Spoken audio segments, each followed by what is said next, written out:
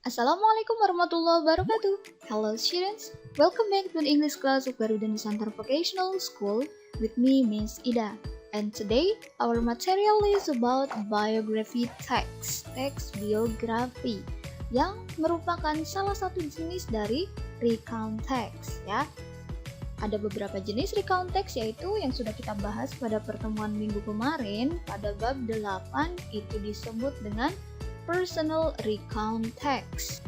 Kenapa disebut dengan personal recount text? Karena the purpose atau tujuan penulisannya adalah to retell past experience, untuk menceritakan pengalaman seseorang di masa lalu, seperti pengalaman berlibur atau pengalaman pergi ke suatu tempat atau pengalaman bertemu dengan seseorang yang spesial. Seperti contohnya yang dari teks chapter 8, di sini ada Meeting My Idol yang sudah dijelaskan pada minggu kemarin ya. Dan untuk jenis yang kedua yaitu ada historical recount. Purpose-nya berbeda dengan yang personal recount. Kalau yang historical ini to retell past events related to history atau historical event in the past ya. Untuk menceritakan kejadian-kejadian bersejarah, kejadian yang berhubungan dengan sejarah yang terjadi di masa lalu. Itu adalah historical recount text. Contoh teksnya bisa kalian temukan di chapter 9. Di situ ada teks yang menjelaskan tentang the Battle of Surabaya, pertempuran yang terjadi di Surabaya. Dan juga dari minggu kemarin kita sudah membahas pertempuran yang juga terjadi di Bandung, yaitu Bandung Lautan Api. Itu adalah contoh dari historical recount text. Jenis yang ketiga yaitu biography. Inilah teks yang akan kita bahas hari ini. Teks biografi ini merupakan salah satu jenis recount yang the purpose-nya atau tujuannya yaitu to retell someone's life history, untuk menceritakan ulang tentang kisah sejarah hidup atau perjalanan hidup seseorang. Biasanya yang diceritakan di sini adalah tokoh-tokoh hebat dari suatu negara di bidang apapun, baik politik, medis, ataupun pendidikan dan sebagainya. Unsur bahasa yang digunakan dalam ketiga teks ini sama, yaitu menggunakan simple past tense karena semuanya sudah terjadi. Adapun untuk generic structure atau struktur teksnya sama, yaitu yang pertama ada orientation, kemudian disusul dengan paragraf bawahnya ada a series of events, serangkaian kejadian-kejadian, dan terakhir ditutup dengan reorientation. Sama ya ketiga-tiganya. And for today, let's focus on biography. The biography is on chapter 10. It's about Habibie. Dibuka buku paketnya halaman 134 bab 10 biografi tentang Habibie. Yuk kita fokus ke paragraf 1. Paragraf 1 tadi ini merupakan bagian orientation. Di bagian orientation ini dijelaskan gambaran umumnya siapa sih yang akan tokoh yang akan diceritakan ya. Pada halaman di samping teks ini yaitu halaman 136, kalian disitu bisa melihat short biography. Biografi pendek atau rangkuman informasi-informasi penting yang harus kalian lengkapi. Rutinnya, place of birth, tempat lahir, date of birth, tanggalnya, parents and origins, orang tuanya, dan asal mereka. Yuk kita cari informasi itu. Berada di paragraf pertama, ada di bagian orientation, karena biasanya tempat, tanggal lahir, orang tua, dan juga informasi basic dari tokohnya itu dijelaskan di paragraf pertama sebagai pengenalan tokohnya. Mari kita baca. Baharudin Yusuf Habibie, known as B.J. Habibie, was born on the 25th of June 1936. He was the third president of the Republic of Indonesia. Nah, ini adalah who-nya ya. Kemarin kan orientation isinya what, who, when, dan where.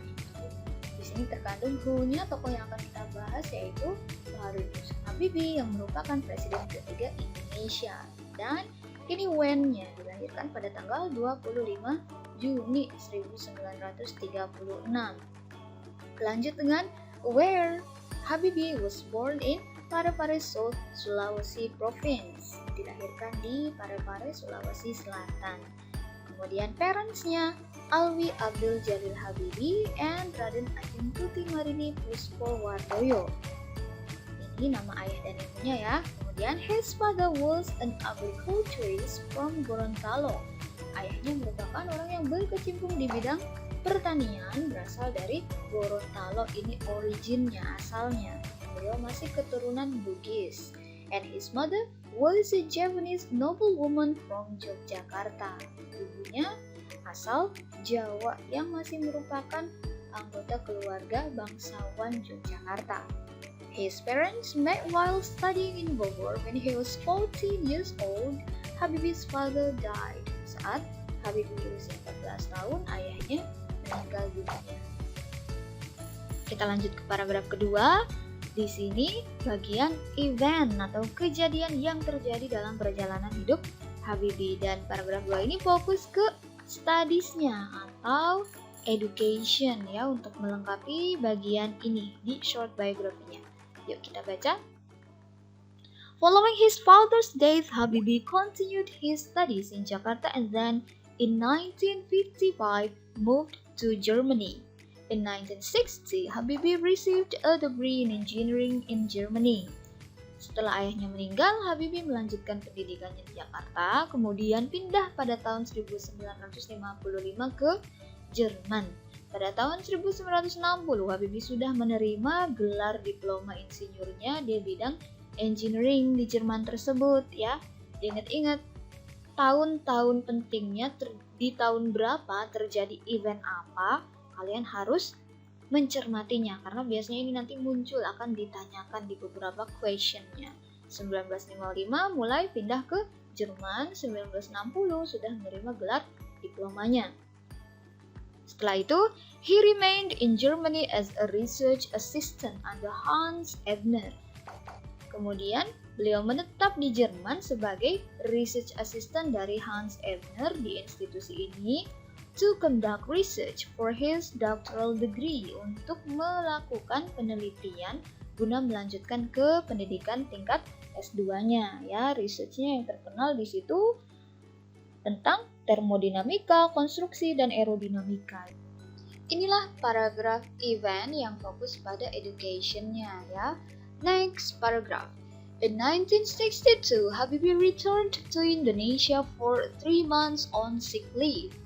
Tahun 1962, Habibie kembali ke Indonesia selama 3 bulan karena sakit. During this time, he was reacquainted with Hasri Ainun. Ketemu lagi deh dengan Hasri Ainun. The two married on the 12th May 1962. Menikah pada tanggal 12 Mei 1962. Dari paragraf 3 ini, eventnya berfokus menceritakan tentang marriage life atau kehidupan pernikahannya Habibie. Untuk melengkapi short biography yang ini ya, marriage date-nya tadi, tanggal nikahnya sudah ada, name of wife, name of sons, nama putranya siapa saja, disimak. Kemudian setelah menikah, kembali ke Jerman, tinggal settled in, tinggal di kota ini untuk sebentar, lalu pindah ke moving to above first page. In 1963, they had their first son, memiliki putra pertama yaitu Ilham Akbar Habibie, and later another son, Tariq Kemal Habibie. Ini adalah the second son-nya, putra pertama, putra kedua. Next, masih paragraf event juga. Kalau tadi paragraf 3 berfokus pada marriage-nya ya, kehidupan pernikahannya Habibie. Nah, di paragraf keempat ini fokus ke perjalanan karir atau work experience, pengalaman pekerjaan jabatan yang pernah diampu oleh Habibie. Di sini beliau pernah menjadi an advisor, seorang penasehat di otomotif Talbot. Kemudian lanjut, he was promoted to vice president, dipromosikan ke jabatan wakil presiden di aircraft company. Lanjut ke paragraf setelahnya. In 1974, Soeharto requested Habibie to return to Indonesia. Soeharto meminta Habibie untuk kembali ke Indonesia and served as a special assistant, menjadi special assistant Ibnu Sutowo yang merupakan CEO dari Pertamina. 2 years later, 2 tahun setelahnya, tahun 1976, Habibie menjadi CEO dari industri pesawat terbang Nusantara. In 1978, he was appointed as Minister of Research and Technology, ditunjuk menjadi Menteri Penelitian dan Teknologi Indonesia. Kemudian pada tahun 1998, Habibie was elected Vice President, terpilih menjadi Wakil Presiden Indonesia. Nah, pada tanggal 21 Mei 1997, Soeharto publicly announced his resignation and Habibie was immediately sworn in as President. Soeharto mengumumkan pengunduran dirinya dan Habibie sudah otomatis naik ke posisi Presiden. Habibie's government stabilized the economy in the face of Asian financial crisis and the chaos of the last few months of Suharto's presidency. Ketika menjabat sebagai presiden, Habibie mampu menstabilkan kondisi Indonesia dan juga chaos, kegaduhan yang terjadi di beberapa bulan terakhir pemerintahan Soeharto. Di paragraf terakhir, setelah selesai menjabat sebagai presiden, Habibie has spent more time in Germany than Indonesia. Lebih banyak menghabiskan waktunya di Jerman daripada Indonesia, namun tetap aktif menjadi presidential advisor selama masa pemerintahan SBY, Dan beliau juga merilis buku berjudul Detik-detik yang menentukan jalan panjang Indonesia menuju demokrasi. Ini adalah hasil karya Habibie yang merupakan tokoh hebat Indonesia.